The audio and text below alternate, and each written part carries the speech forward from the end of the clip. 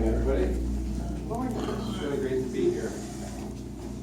And as Mary was reading that reading from the Gospel, it really struck me that it kind of goes off in an interesting direction, and it includes a little bit that we don't often hear maybe on Palm Sunday. This bit about Jesus crying, which is kind of a surprise in a way, I think maybe. And I think that the main way that I learned this story as a kid was through, not really through the Bible per se, but through like a lot of little children's books, that talk about often the donkey and the point of view of the donkey and the donkey's feelings and thoughts about everything. And I don't know, I imagine there have been books like that, children's books like that, for a long time. They have titles like The Colt and the King, Little Donkey's Big Day, My Turn to Shine, Donald the Donkey. I looked up a bunch online yesterday. Too many to list. Anyway, every one of these books has this kind of very triumphant sort of spirit that we all associate with this occasion, right? And it's a happy one, it's a high point, and it's not just joyful for the crowd, but for Jesus too in these books. And that's a key thing to notice, because I think we should just wait a second and pause, because in Luke's version of the story, which we just heard, we read that as Jesus came near and saw Jerusalem, he wept over it. And Jesus is still on the donkey when this happens. He's still riding along, approaching the city. And as he travels, his followers are all celebrating. And as his followers are all celebrating, Jesus starts to cry. And so I kind of think he seems kind of sad here, and not so triumphant, really. And the crowd, they're feeling very triumphant, it seems. But I wonder if maybe Jesus and the crowd aren't exactly on the same page. I think they have their plans for Jesus, and then Jesus has his own plans that nobody seems to have understood very well. So what does Jesus say as he cries? He says, if you had only recognized on this day the things that make for peace. I think it's clear to Jesus at this point that a lot of the seed that he's been sowing around, preaching the good news, going all around healing people, a lot of it's fallen on parched, stony ground.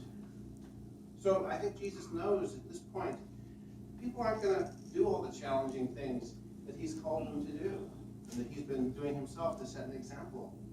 He says, if you had only recognized the things that make for peace.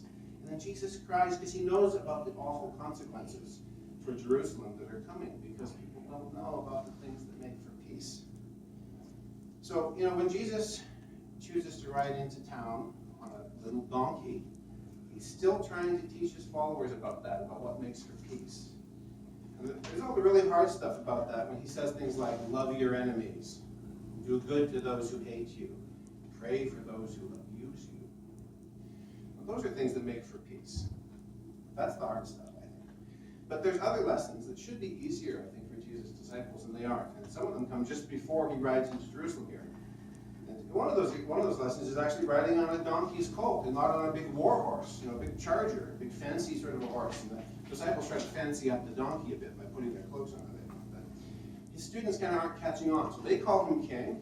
But I think what they're picturing doesn't necessarily look like Jesus. I think they want a real king, a powerful warrior king, like David was. And they think Jesus is that. So they see the donkey and they understand that Jesus is the anointed one. That's kind of what the donkey indicates. But they kind of miss the point, which is in part that Jesus isn't going to be fighting anyone. Ever. And then not long before this happens, I'm sure you remember the story, Jesus has to really get after his disciples because they're standing in the way of some children who want to meet Jesus. And Jesus says, don't you dare block their path like that. And moreover, he says, be like them. Be like them, like these little children. And that's a thing that makes for peace. And then almost immediately after that, Jesus has to get after them again because they're trying to shut up this poor blind beggar who just wants Jesus' help. And that's all wrong. In fact, Jesus is going to pay special attention to that man. And Jesus is going to heal him, and Jesus is going to say that this man has faith. And it'll all mean that at the center of Jesus' world, you're going to find little children and people like this blind man. And that will make for peace. But his followers still don't get it, because he has to correct them again in Jericho, on the way to Jerusalem now, when they start grumbling about how he's befriended Zacchaeus, remember him? The awful tax collector and sinner, and Jesus goes off with him and goes to his house for supper. And what does Jesus say he's doing there?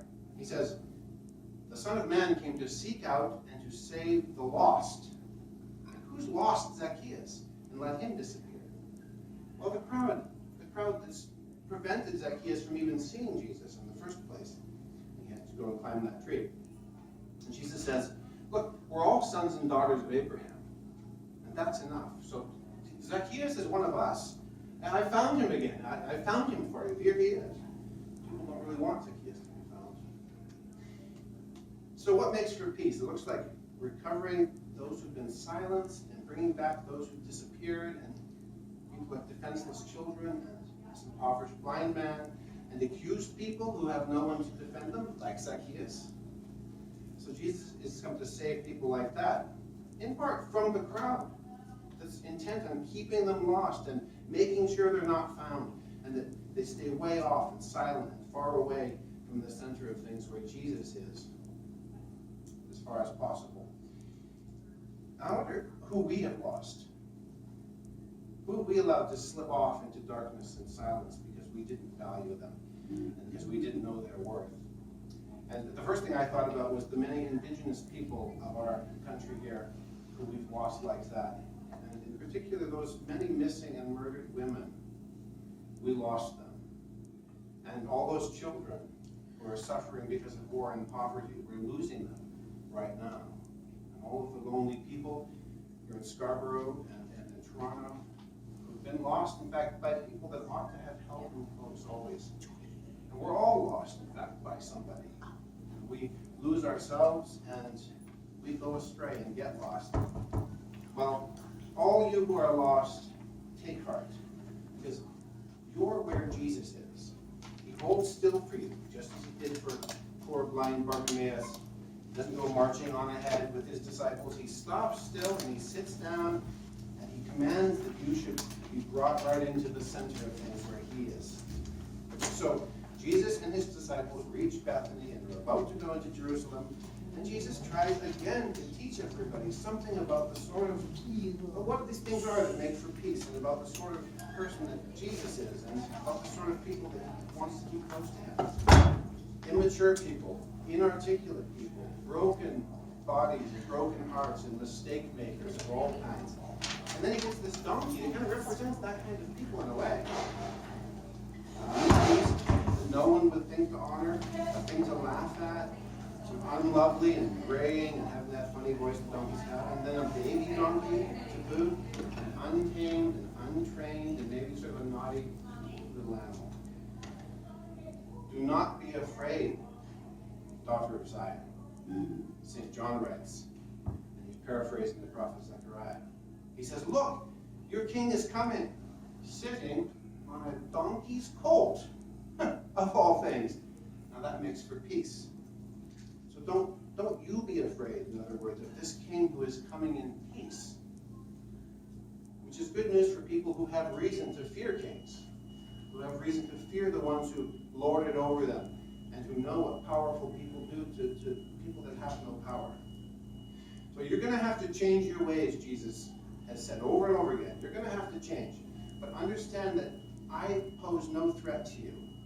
Not me. I love you, Jesus says. And me on this baby donkey, that's it. This is what I am. I don't claim to be superior to you. I'm frail like you. I'm misunderstood like you are. And maybe as Jesus comes in on that donkey, a little bit comical too, I think. God bless all of you. Amen.